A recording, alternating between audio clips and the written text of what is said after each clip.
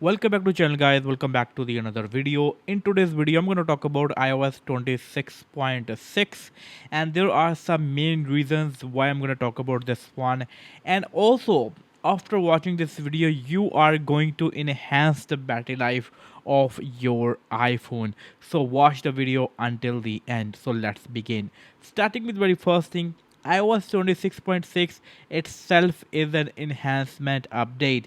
It is not a big update with a new features or something like that. It didn't bring any crazy UI changes or anything like that.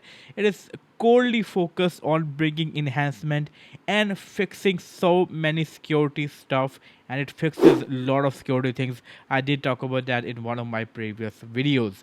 But yeah, the main focus of iOS 26.6 is to bring enhancement. However, some people are still facing different sort of issues. I am getting some comments on threads, some DMs on threads, and people were saying they're not happy with how the battery life is going on so far. Even some people are commenting that how you are able to enhance this much battery life, how you are able to get this much crazy screen on time. So I'm going to talk about each and everything. Now, before starting about tips and tricks, I want to show how the battery life for me is going on so far. So I will get into the settings, get into the battery stats over here. I want to show you battery stats. I didn't use my phone today, but over here, if you see that tomorrow, I used on 56% of my device, and for the 56%, I got more than 5 hours of screen on time. I was using it for many different stuff. I was highly active on Netflix, as you can see, more than 3 hours of Netflix, Instagram, and some other applications, as you can see. But I was using my phone a lot. If I go to any other day, maybe if I go to some day over here where I use around 41%, and it was even better. As you can see, it was even better. Amazing screen on time. So I'm able to achieve this screen on time by following different tips and tricks. So now let's begin with the tips and tricks. Now, before starting with tips and tricks, it is a disclaimer that not every trick is going to work for everyone. So you need to follow all the trick and tips. So maybe some are gonna work for you, some are gonna work for some other people. Also, after applying these tips and tricks, give your device at least 2 to 3 days to understand what is happening, and it will eventually get better. Now let's begin. And the first one is to use good accessories. I have seen this thing that people go on and buy $1,000 iPhone and use cheap charger, just $5 charger, just $10 charger. I'm not saying you go and buy crazy expensive charger, but go and get good decent chargers. There are so many companies that are building crazy products like Anchor, Basus, Ugreen, and many more. This is not a sponsored video, by the way, but you can get these one and they are working really good, and their chargers are really good one. Also, you can maybe ask chat gpt that which companies are manufacturing MFI certified chargers. Always get MFI certified chargers. MFI stand for made for iPhone. You can get it, but yeah, try to use good accessories for charging your iPhone. Now let's move to the next thing, and that is to follow some settings. There are so many settings in your device that you can follow to enhance the overall experience. So let's begin, and I will get into the settings over here. Now just follow everything what I'm gonna do over here. Privacy and security. Privacy and security is one of the most important things. There is a lot of stuff happening over here. Now get into over here, get into the tracking, turn it off something like this. If it is on and these are also on, it will be tracking your apps in the background, and that will be consuming a lot of battery life, so it is not good for the battery. So just turn it off from right here. Go back and get into the location services. For me, as you can see, my location services are completely off. If you can go like this, it is great. But if you use location services, for example, if I go on and share these location services on my main device, maybe go on over here, you can see it is lagging. Thank you, iOS 27. And you can see some apps are on never, some are on while using, as you can see, like never while using. While using and never are the best possible options available. Don't go for always using. Always using is a bad thing. For example, if I go over here, there is an always option available. This is not a right thing. It will be consuming a lot of battery life in the background. So choose never or go for while using, or if you don't care about it, just turn it off right from here. So yeah, this is something you need to do right now to improve the battery life of your iPhone. Now moving to the next thing, go back from here, go all the way down and go to journaling.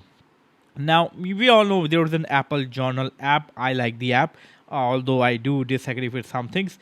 But this app consumes a lot of battery life because of one reason. If you turn on journaling suggestions, for example, if I go over here and turn on the journaling suggestions, which most people keep them on, what it is doing is it is always running in the background. It is always tracking your activity. It is always tracking what media you are, maybe podcasts you are listening, videos you are watching, music you are into it, and more stuff.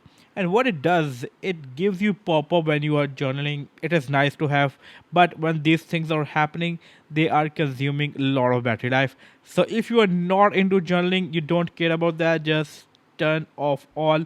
As you just saw, it was already off for me. So this is something really important you need to do. Then go to analytics and improvement, and by default this is also on.